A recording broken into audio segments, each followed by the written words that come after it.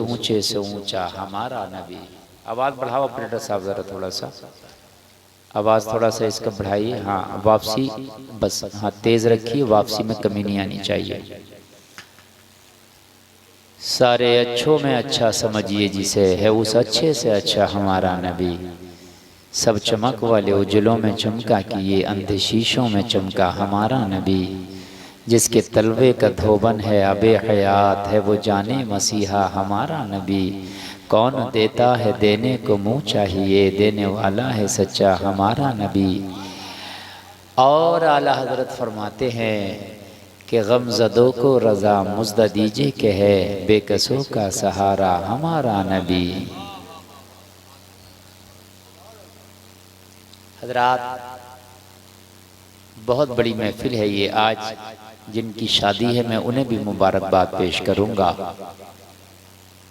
कि उन्होंने अपनी शादी के मौके पर उनके घर वालों ने दुनिया का कोई हराम काम ना करके, फजूल लग़्व काम ना करके अल्लाह उसके रसूल के ज़िक्र की महफिल को सजाया है।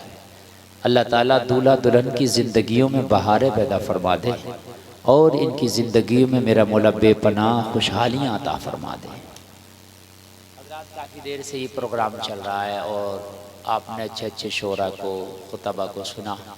मुझसे पेशतर अभी बेहतरीन नातिया कलाम ज़ुबैर रज़ा हस्सानी भाई साहब समात कर रहे थे और झूम रहे थे। फिर आपने सुफियान साहब की बेहतरीन नज़ामत, बड़े अच्छे अशार जोशीले अंदाज में समात की। बहुत अच्छा और कामयाब प्रोग्राम ये चल रहा है। आखिरी कड़ी के रूप में मैं तकरीबन आपके सामने हाजिर आया। अब थोड़ी देर मुझे भी बर्दाश्त करें और सुने, और उसके बाद फिर ये दुआ पर हमारी महफिल इख्तिताम इसका हो जाएगा। और दुआ जो है वो इबादतों का मग़ज़ है, दुआ में फल मिलता है। किसान पूरी 6 महीने अपनी फसल को मेहनत करता है, पालता है, लेकिन फिर जब कटाई का नंबर आता है तो फिर उसको फल मिलता है। ऐसे ही हमारी महफिलें हैं, ये हमारी फसल है।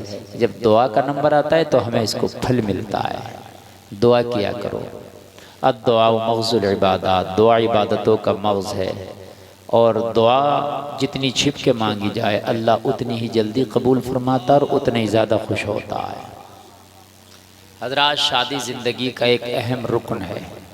शादी ज़िंदगी का एक अहम पहलू है। शादी के बग़ैर इंसान अधूरा है। शादी का संगम ये अल्लाह ने बड़ा प्यारा रखा है और बड़ा ज़रूरी। हालांकि नबी की सुन्नत है, लेकिन शादी करना कभी फ़र्ज़ भी है, शादी करना कभी वाजिब भी है, शादी करना कभी सुन्नत भी है, शादी करना कभी नाजायज़ भी है, शादी करना कभी हराम भी है। समझ रहे हैं? और मैं ये मानता हूँ आज के दौर में शादी करना, आज के दौर में शादी करना मेरे हिसाब से तो अगर फ़र्ज़ नहीं तो वाजिब की मंजिल में तो आ ही गया। अगर फ़र्ज़ भी ना माने तो, लेकिन वाजिब ज़रूर, चूँकि अब कुछ पता नहीं कि किसका कदम कब फिसल जाए, कुछ पता नहीं। गुनाह के हालात और गुनाह के आलात बहुत ज़्यादा है। अब गुनाह जो है हमारी जेबों तक घुसा दिया गया, और गुनाह करने के लिए कहीं जाने की ज़रूरत नहीं है। घर बैठे बैठे गुनाह के सारी चीज़ें आपके सामने ला दी गई। अब गुनाह से बचना बड़ा मुश्किल है, बहुत मुश्किल काम हो गया गुनाह से बचना। तो एक शादी और निकाह एक ऐसा संगम है कि ये गुनाहों से बचाता है, हरामकारी से बचाता है। तो इसलिए मेरी नज़र में इस वक्त निकाह वाजिब तो हो ही गया। मुसलमानों अब सारे काम बाद में करो, पहले बच्चों के निकाह करो, इसलिए कि अब ये लाजमी हो गया। अगर बच्चे के आप निकाह कर देंगे तो वो बच्चा गुनाहों से बचेगा, वो बच्ची गुनाहों से बचेगी। अगर आप निकाहों में देर करेंगे या उसको अहमियत नहीं देंगे तो आपको पता नहीं है प्यारे आका जनाबे मुहम्मदुर रसूलुल्लाह सल्लल्लाहु ताला अलैहि वसल्लम ने 11 निकाह फरमाए। जबकि उम्मत के लिए 11 नहीं है, वो मेरे नबी का खासा था। लेकिन निकाह करके मेरे नबी ने फरमाया सिर्फ एक अम्मी आयशा है जो कुंवारी थी जिनसे मेरे नबी ने निकाह फरमाया, बाकी कोई बेवा है, कोई किसी तलाक याफ्ता है, किसी के शौहर का इंतकाल हो गया। मेरे नबी ने निकाह करके ये पूरी दुनिया को पैगाम दिया, निकाह एक सहारे का नाम है, यानी वो लड़की कि जिससे निकाह हो रहा है उसको तुम सहारा भी देते हो और पूरी जिंदगी के लिए तुम्हारी लाइफ पार्टनर बन जाती है, वो शरीक हयात कहलाती है। पूरी जिंदगी उसके अखराजात आप बर्दाश्त करते हो। मालूम है ये भी एक इबादत है। अगर आप अपने अहलो अयाल के अखराजात, अपनी बीवी बच्चों के अखराजात बर्दाश्त करते हैं तो ये भी इबादत है। अगर कोई हलाल तरीके से कमाए और हलाल तरीके से कमाने के बाद अपने बच्चों का पेट पाले, अपने घर वालों अहलो अयाल पर खर्च करे, ये भी इबादत है। इसे आप ये ना समझे ये इबादत से कम नहीं है, ये भी बहुत बड़ी इबादत है। तो कान खोल करके सुने जलसे में आने वालों, शादी बड़ा एक अहम सुन्नत है मेरे मुस्तफ़ा की। मेरे नबी ने पैगाम दिया सहारा देना। देखो बेवाओं से निकाह किया सहारा था, कमजोरों से निकाह किया सहारा था। मेरे नबी ने जिनके शौहरों का इंतकाल हो गया उनसे निकाह किया सहारा था। क्यों? इसलिए कि मुस्तफ़ा ने फरमा दिया शादी सरापा सहारा है, शादी सरापा सहारा है। आज हमने शादी को उल्टा कर दिया, जिसने शादी कर ली वो सहारा नहीं बल्कि उसके लड़की के घर वाले कुछ दिन तक तो बेसहारा हो जाते हैं। हमने शादी को इतना हार्ड कर दिया है, लड़की के घर वाले बता रहा हूं कुछ दिन तक तो बेसहारा हो जाते हैं, क्योंकि जितना पैसा था वो लगा दिया और फिर उसके बाद कर्जा ले लिया। हो गया कि नहीं हो गया बेसहारा? इसलिए निकाह सरापा सहारा है, सरापा सहारा है निकाह। इसको सहारा बनाओ, निकाह को सहारा।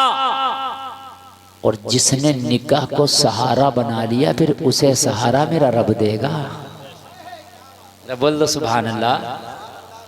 रब की जात पे यकीन रखना और ये सोच के निकाह करना, या अल्लाह अब मैं निकाह तो कर रहा हूँ बहुत सादा और बहुत कम खर्चे में, लेकिन या अल्लाह मुझे सहारे की जरूरत है। मैंने इस लड़की को सहारा दिया, अब तू मेरी जिंदगी को सहारा दे देना। आया, और जिसे वो सहारा दे दे वो कहीं मारा नहीं जाता, वो कहीं नहीं मारा जाता। मेरे प्यारे आका, प्यारे पैगंबर जनाबी मोहम्मदुर रसूलुल्लाह। अब जरा सुने मैं आपको बताऊं, ईमान ताज़ा हो जाएगा। निकाह एक सहारा है, लेकिन आज हमने निकाह के जरिए कितने लोगों को बेसहारा कर दिया। भाइयों के घर बुक गए बहनों की शादियों में, बाप की प्रॉपर्टी जायदाद बिक गई बेटी की शादी में। आज हमारा मुआशरा शादी की वजह से बड़ी तबाही के दहाने पर खड़ा है। मेरे नबी ने फरमाया निकाह को आसान करो। वो कौमें आज आप गौर करना और आप जायजा लो, वो कौमें आज भी मालदार हैं जिन्होंने शादियों को आसान कर दिया। वो बिरादरियां आज भी मालदार हैं जिन्होंने शादियों को आसान कर दिया, और वो बिरादरियां आज भी परेशान हैं। वक्त से पहले उनके बाल सफेद हो रहे हैं कि जिन्होंने शादियों को हार्ड कर दिया। सही बता रहा हूं मैं। और खासकर 2-3 बिरादरी, मैं तो भाई देखो नाम ले देता हूं, इन 2-3 बिरादरियों का तो ये हाल है, ये हाल है, ये हाल है कि इन्होंने तो शादी को इतना हार्ड कर दिया, इतना हार्ड कर दिया, इतना हार्ड कर दिया कि हज करना आसान है, शादी करना मुश्किल है। हज 2 तरह से मुश्किल होता है, एक तो पैसे की वजह से और दूसरा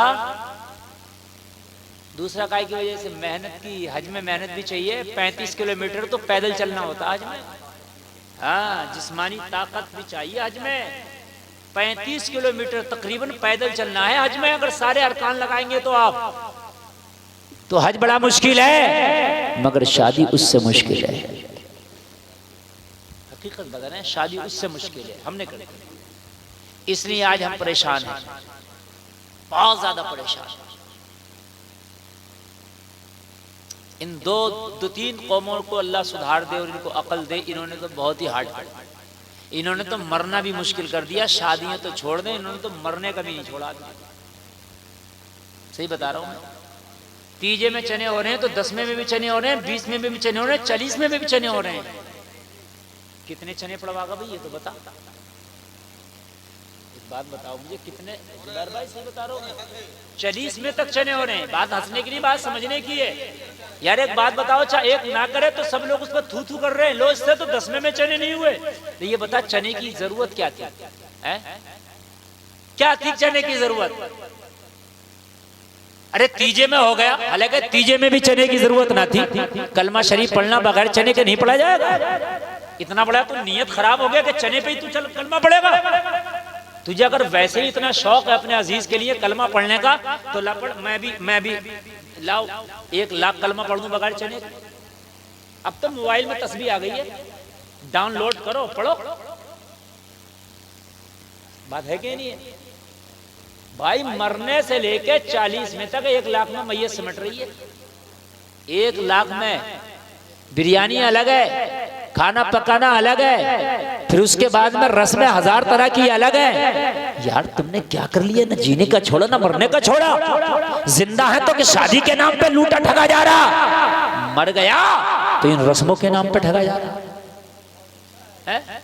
अब ये करो अब वो करो। कोई मौलाना अगर ये कह देगा ज़कात निकालते, मर गया जान निकल गई, करा मौलाना हिसाब ही नहीं है और 1 लाख का 40 में तक कर दिया, ये हिसाब कहां से? 40 में और तीजा करना ये फर्ज नहीं था, वाजिब नहीं था, ये मुस्तहब है। क्या है ये? मुस्तहब है, लेकिन ज़कात देना वाजिब है, अरकाने इस्लाम में से है। ज़कात ना देगा मारा जाएगा, ज़कात न देगा कयामत में पकड़ा जाएगा, ज़कात नहीं देगा। हदीस शरीफ में है जो ज़कात नहीं निकालते कयामत के दिन उनके पेट पहाड़ की तरह होंगे। पहाड़ की तरह उनके पेट होंगे। पूछा जाएगा ये कौन है जिनके पेट पहाड़ की तरह है? कहेंगे ये वो लोग हैं जो ज़कात नहीं निकालते थे, वो लोग हैं। और अल्लाह फरमाता याकुलून फी बुतूनिहिम इल्ला नारा, जो गरीबों का मिस्कीनों का हक खाता वो अपने पेट में जहन्नम की आग भरता है। तुझे तीजे का इतना डर? कुछ लोग कहते हैं मौलाना अजीब सी बात कर रहे हैं, मुझसे बड़ा सुनने कोई नहीं है। ये भी सुन लें आप। सुभान अल्लाह, वाह वाह। मेरे पीर का नाम ताजुश शरिया, सुभान अल्लाह, सुभान अल्लाह, वाह वाह। मेरे मदरसे का नाम दारुल उलूम आला हजरत, मेरा नाम गुलफाम रजा कादरी, मेरे बेटे का नाम गुलाम जिलानी, गुलाम मोइनुद्दीन। समझ रहे हैं आप? चारों तरफ से मुझसे बड़ा सुन्नी कोई नहीं है।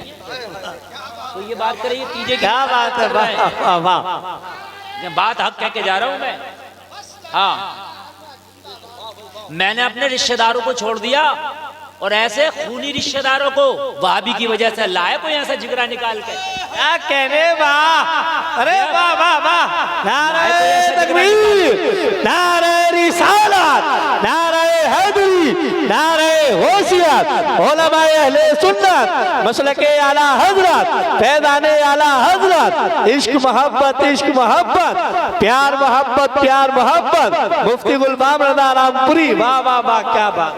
खूनी रिश्तेदार मेरे छूटे पड़े सिर्फ वहाबियत की वजह से, सिर्फ, और कोई वजह नहीं है। और खुदा की कसम वहाबियत की वजह से मैं रिश्तेदार में मैं किसी को भी छोड़ दूं। लेकिन बात हक कहूंगा, तीजे से लेकर 40 में तक 1 लाख का खर्चा कर रहा, ज़कात कभी जिंदगी में नहीं निकाली। ना मरने वाला सुकून से रहेगा, ना जीने वाला सुकून से रहेगा। खाली अगर तीजे से काम चल जाया करे, खाली 40 में से काम चल जाया करे, तो फिर ये जो मौलवी बड़े बड़े गुजरे ये तीजा 40 में करते और कुछ नहीं करते। मुस्तहब है ये तीजा 40 में, मुस्तहब है, करो तो सवाब है। लेकिन मेरे भाई ज़कात निकाली नहीं तीजे पे, तू 40 में पे तू ज़कात निकाली नहीं। अजमेर शरीफ जा रहा है चक्कर लगाने, ज़कात निकाली नहीं। 11वीं शरीफ की डेगे बन रही है, ज़कात निकाली नहीं। लंगर लुटा रहा, ना तेरा लंगर कबूल है, ना अजमेर जाना कबूल है, ना 40 में कबूल है, ना 20 में कबूल है। ज़कात निकाल पहले, ये वाजिब है, अरकाने इस्लाम है, ये बगैर इसके नहीं चलेगा। कितने लोग हैं जो हिसाब लगा के ज़कात निकालते हो? मुश्किल से 5%, और 40 में तो ढूंढ ढूंढ के करा देंगे। क्यों नहीं करोगे? करो भाई।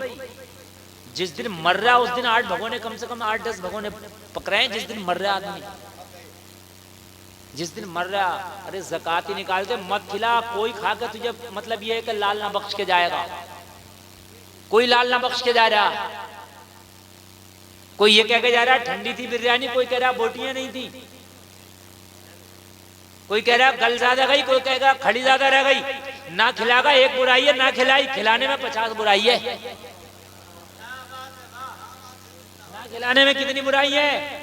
जोर से बोलो एक। ना खिलाई, खिलाने में बोटी नहीं थी, गली हुई थी, खड़ी थी, मिर्चें ज्यादा, नमक कम, चावल हारते, ठंडी खिला दी, देर से लाया, मुंह देख के बोटी दे रहा। मेरी बात तो गलत नहीं है? पानी पिलाने वाला कोई नहीं था, जमीन पे बैठ के खिला दी, कुर्सी में हाथ में पलट दे दी। कोई लाल ना बख्श के जा रहा, समझे? कोई लाल ना बख्श के जा रहा। और कान खोल करके सुनो, अरे इतना कर ले, मैंने तुझे अपने घर मैयत में न खिलाया, तू मुझे अपने घर मैयत में मत खिला। हम भी तो यही चाह रहे हैं, अरे हम भी तो यही चाह रहे हैं कि मैयतों के खाने बंद हो, ना तू खिला ना मैं खिलाऊं। मरने के बाद ये बाद में सोचा जा रहा कब्र कहां कूदेगी, ये पहले सोचा जा रहा ये 8 भगोने कौन बनाएगा। बता रहा कौन बनाएगा ये, और फिक्र है। खानदानी ना बनाए तो मुसीबत। और खाने वाले कोई जिन नहीं आ रहे हैं, ना फरिश्ते आ रहे हैं, सब तुम और हम ही खा रहे हैं। अब ये सोचो कि खाने वाला कोई और आ रहा है। जिस दिन तुमने खाना छोड़ दिया ना, उस दिन बनना छूट जाएगा। यार जब हम खाना ही बंद कर देंगे तो कौन बनाएगा? एक दिन ये खाना बचा रहेगा तो फिर क्या कहेंगे? ओ कौन सा काम है? मदाला के लोगों, यहाँ खाना मत बनाओ। फला की मैयत में किसी ने नहीं खाया, फला की मैयत में किसी ने नहीं खाया, खाना बचा था, 2-3 मैयतों में बचेगा, तीसरी में खुद ही नहीं बनेगा। बेशक, सुभान अल्लाह सुभान अल्लाह। नारे तकबीर, नारे रिसालत, नारे हैदरी, नारे होशियत, उलमाए अहले सुन्नत, मसलके आला हजरत। वाह वाह वाह, बेशक बहुत अच्छा पैगाम है। जब खाया जा रहा तो बनाया भी जा रहा। मेरे अजीजों, मेरी आपसे गुजारिश है कि इन अच्छा एक बात सुनो, पूरी दुनिया के आप ठेकेदार नहीं है। पूरी दुनिया अगर नहीं मान नहीं तो मत मानने दो, पूरा मदाला नहीं मानता तो ना मानने दो। अरे तुम खुद तो अपने घर के जिम्मेदार हो, अपने घर से शुरू कर दो। कोई यही तो कहेगा कि फला ने खाना नहीं बनाया, पकड़ लेना उसका दामन और कह देना मैंने तो मैयत का खाना नहीं बनाया। ये बता तूने ज़कात कितनी निकाली है? ला जवाब दे। मैंने तो चल खाना नहीं बनाया, और चल किसी मौलवी के पास चल, काम तूने ज्यादा बुरा किया, मैंने ज्यादा बुरा किया, चल ये बता कितनी ज़कात निकाली है? गारंटी पसीने आ जाएंगे। जब निकालेगा तभी बताएगा जिसने अच्छा ज़कात एक ऐसा काम है झूठ नहीं बता सकता। नहीं आप कहोगे क्यों नहीं कह सकता झूठ के मैंने निकाली है, नमाज ना पढ़ के कह देता मैंने पढ़ी है, तो उससे मसला पूछ लिया जाएगा, बता काय की निकाली है, कितनी % निकाली है। जो निकालता होगा वही मसले को जानता होगा, जो निकालता होगा वही मसला जानता होगा, और जो निकालेगा नहीं वो झूठ भी बोल देगा, पकड़ा जाएगा। किस किस चीज की निकाली है, कितनी निकाली है, क्या कटिंग करी है, क्या कटिंग नहीं करी है ना? किस माल की अहमियत क्या लगाया है, समझ रहे हैं आप? कौन कौन सा माल जरा मुझे बता। यही चक्कर खा जाएगा, बहराई खा जाएगा, इसलिए कि निकाला होगा तब मसला पूछेगा। जब निकालना नहीं तो मसला पूछे, जब निकालना ही नहीं है तो मसला पूछे। ज़कात के मसाइल बड़े पेचीदा हैं।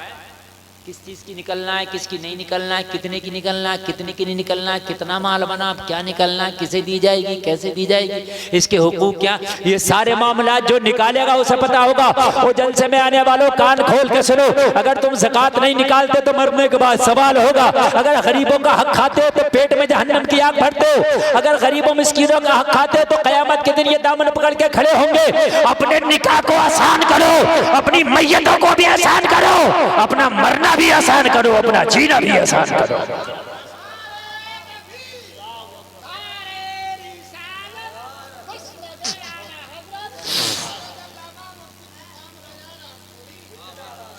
और ये मरना और जीना आसान होगा कैसे? ये मरना और जीना आसान करने के लिए कोई बॉलीवुड नहीं आएगा, इसके लिए तुम्हें दुनिया की कोई हिस्ट्री खंगालना नहीं पड़ेगी। मौत और जिंदगी को आसान अगर बनाना चाहते हो तो मेरे मुस्तफा की सीरत को पढ़ लो, मेरे मुस्तफा की जिंदगी को पढ़ो, मेरे मुस्तफा के अहकाम को पढ़ो। मेरे नबी ने क्या फरमाया है, जो मेरे नबी के अहकाम को पढ़ोगे मरना भी आसान और जीना भी आसान, दोनों आसान। यहाँ तो न शादियाँ आसान है, यहाँ तो न मैयतें आसान है, यहाँ तो दोनों बड़ा मुश्किल होता चला जा रहा। लोगों कान खोल के सुनो, बड़ी थोड़ी सी जिंदगी है, इस छोटी सी जिंदगी में टेंशनों का पुलंदा सर पे से उठा के रख दो।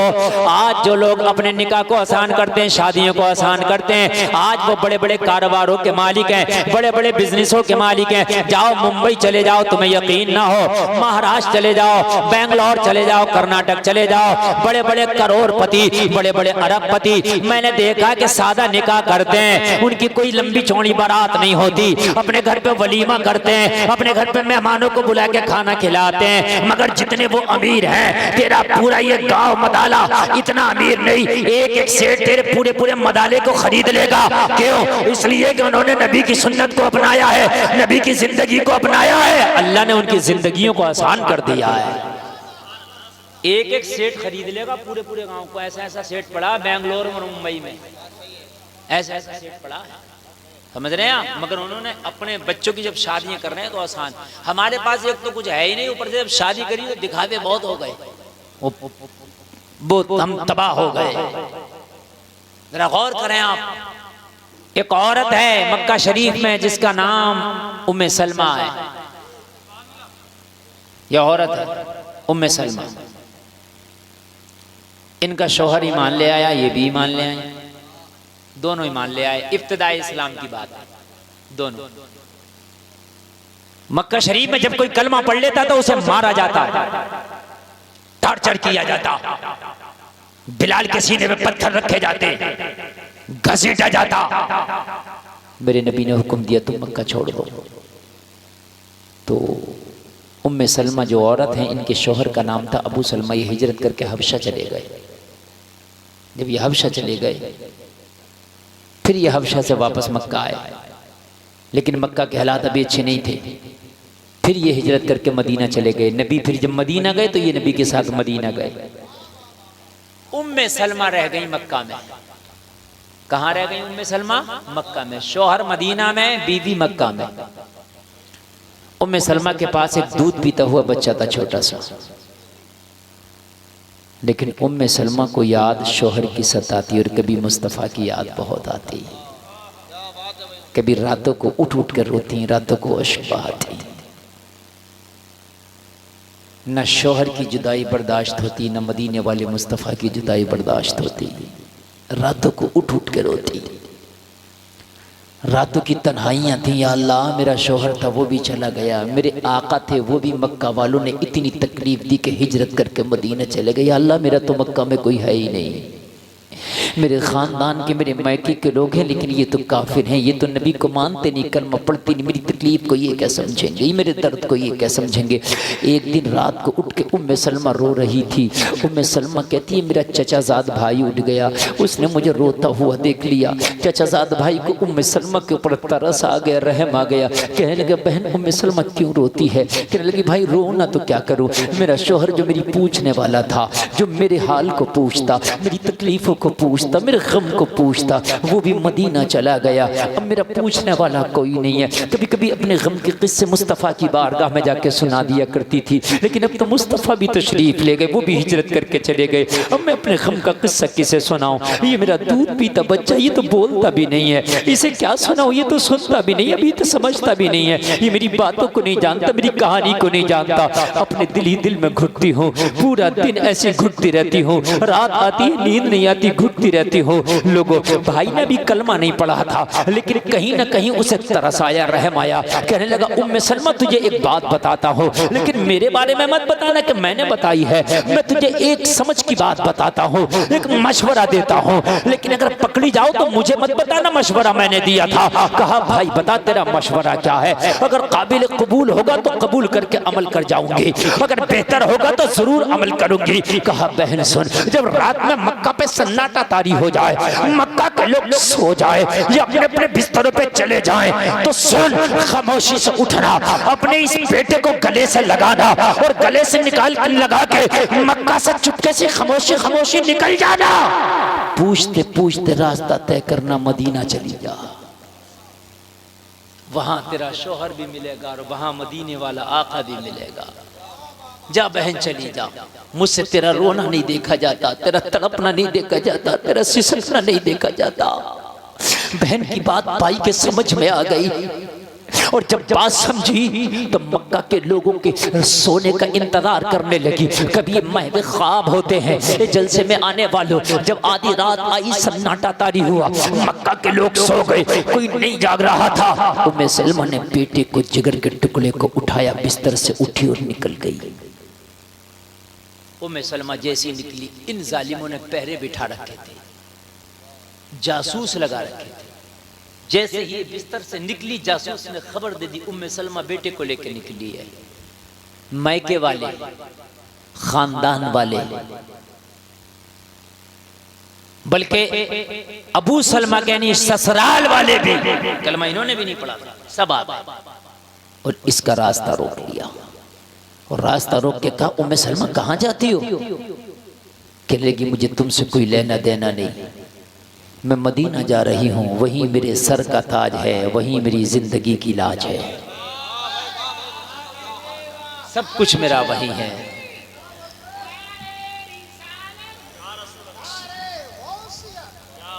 अब जरा सुने, अच्छा लग रहा नहीं लग रहा आपको?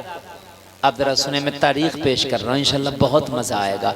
और तकरीर वही है कि जो दिल की तख्ती पर नक्श हो जाए। तकरीर सुनने के बाद यार चाहे थोड़ी ही बातों पे अमल हो, मगर अमल होना चाहिए।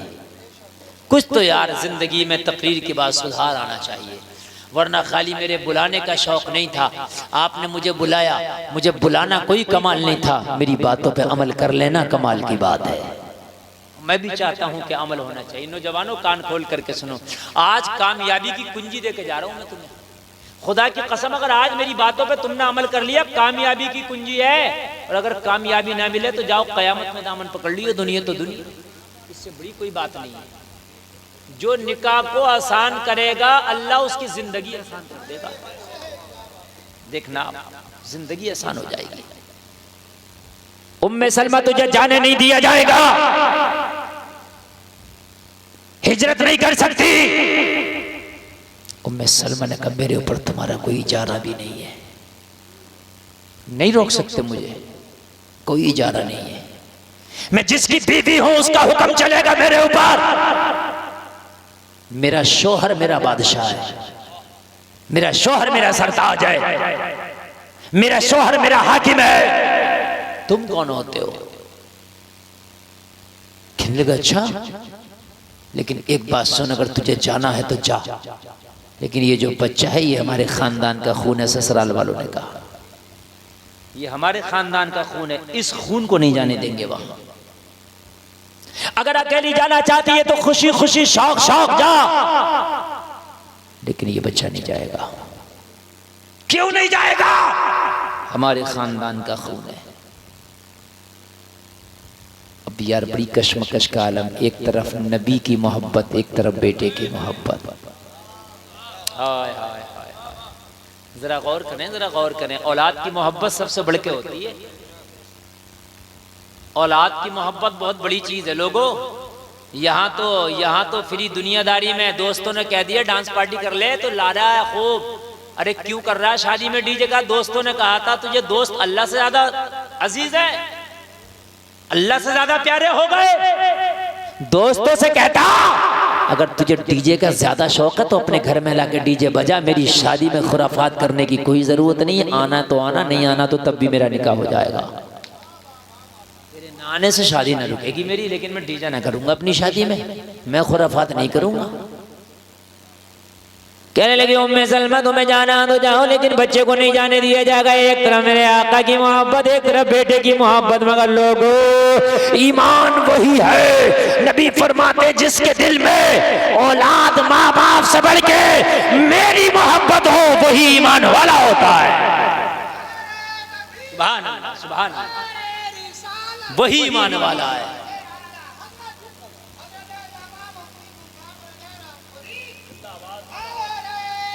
अरे आप भी बोल दो, दीवाना ही बोलेगा, आप भी बोल दो।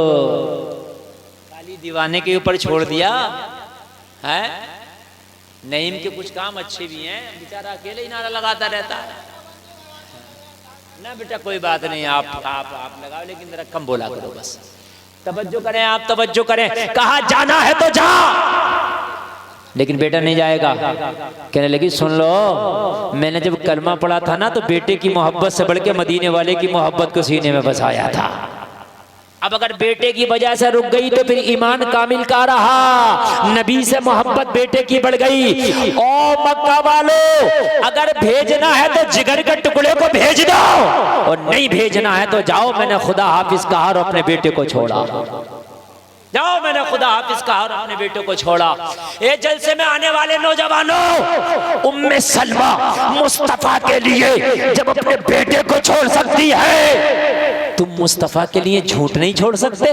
तुम मुस्तफा के लिए हराम नहीं छोड़ सकते? तुम मुस्तफा के लिए नाच नहीं छोड़ सकते? तुम मुस्तफा के लिए गाना नहीं छोड़ सकते? तुम मुस्तफा के लिए हराम कहानी नहीं छोड़ सकते? तुम मुस्तफा के लिए जुआ नहीं छोड़ सकते? सट्टा नहीं छोड़ सकते? तुम मुस्तफा के लिए गलत लोगों की सोबत नहीं छोड़ सकते?